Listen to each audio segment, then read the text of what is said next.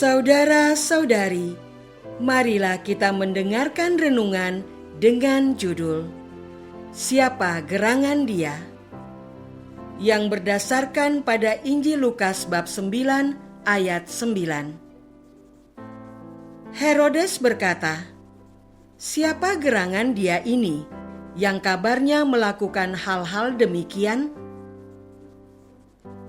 Dalam nama Bapa dan Putra dan Roh Kudus. Amin. Saudara-saudari terkasih dalam nama Tuhan Yesus Kristus. Herodes raja wilayah mendengar segala yang terjadi itu.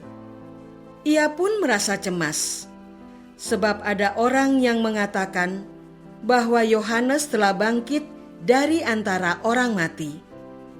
Ada lagi yang mengatakan bahwa Elia telah muncul kembali. Dan ada pula yang mengatakan bahwa seorang dari nabi-nabi dahulu telah bangkit.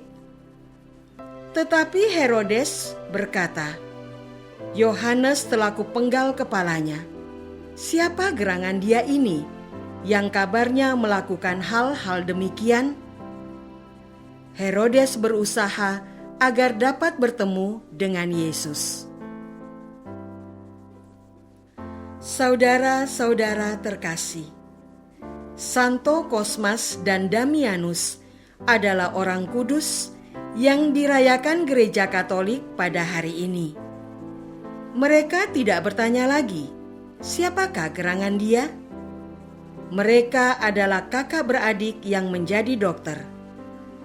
Sebagai orang beriman, cinta kasih sungguh-sungguh mewarnai hidupnya. Mereka mengabdikan kepandaian dan ilmunya guna menolong orang-orang sakit tanpa memungut bayaran.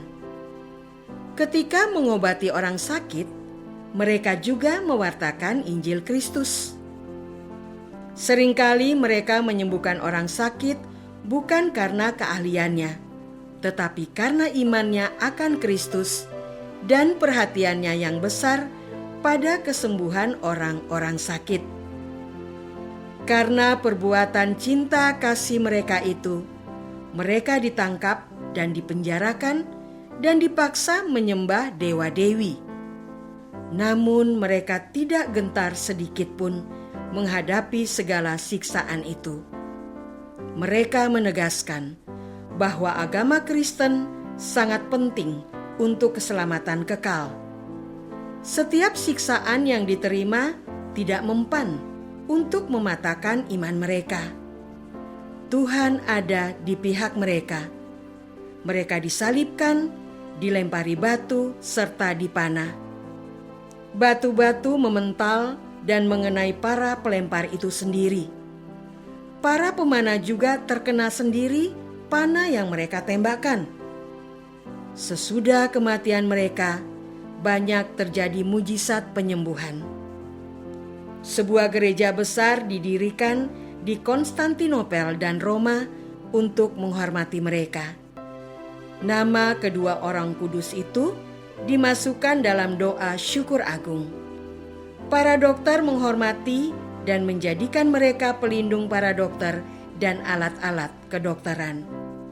Kosmas dan Damianus beriman kepada siapa yang wafat di kayu salib demi penebusan manusia dari dosa-dosa.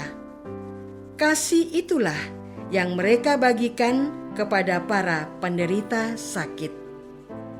Saudara-saudara terkasih, dalam hidup sehari-hari kita berjumpa dengan banyak sekali orang. Sebagian besar tidak kenal sama sekali, bahkan namanya. Orang yang sudah kita kenal karena hubungan darah atau hubungan perkawinan atau pekerjaan dan pendidikan pun tidak sungguh-sungguh kita kenal. Seringkali kita hanya mengenal wajah, nama, atau data pribadi. Mereka yang kita kenal sambil lewat itu, sekejap bertemu, sekejap pula kita lupakan. Itulah sebabnya hubungan di antara manusia harus terus-menerus diperbaharui agar semakin mengenal.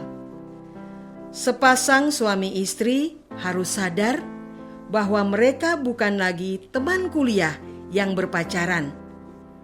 Pengenalan antar manusia akan mempengaruhi cara berpikir, tutur kata, cara bertindak, bahkan iman seseorang memilih teman, tempat bersekolah, lingkungan tempat tinggal, dunia kerja, bukan sekedar karena alasan praktis saja. Pertemuan dan pengenalan kita akan mereka akan membentuk kepribadian kita. Seseorang akan dikenal dari latar belakang yang membentuknya.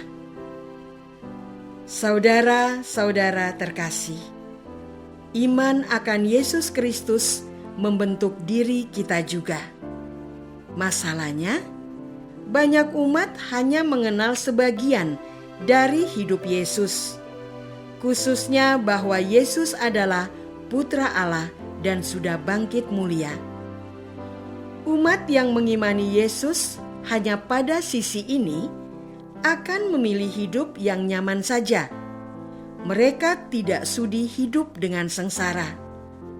Mereka tidak bisa menerima kenyataan di dunia ini harus diupayakan dengan keringat, darah, dan air mata.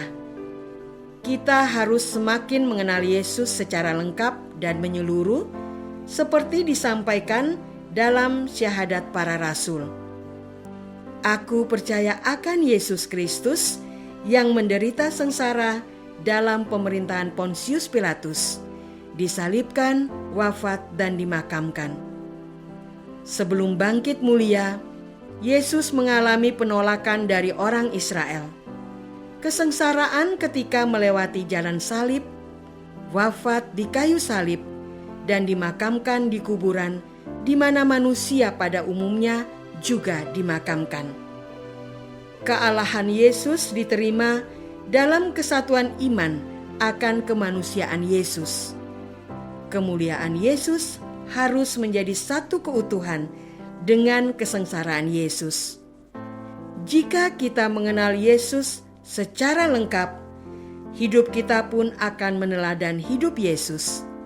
Kekatolikan kita tidak terletak pada kemuliaan hidup kita di dunia, tetapi juga salib yang kita panggul dalam hidup sehari-hari. Apakah kita sudah mengenal Yesus? Apakah kita sudah mengenal Yesus yang sengsara dan mulia? Marilah kita berdoa.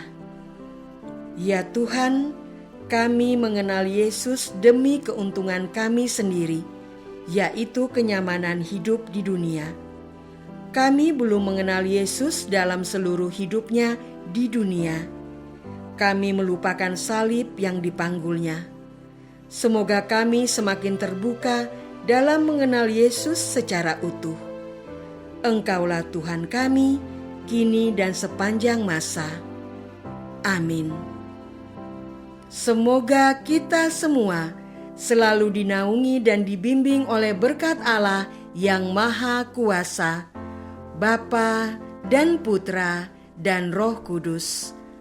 Amin.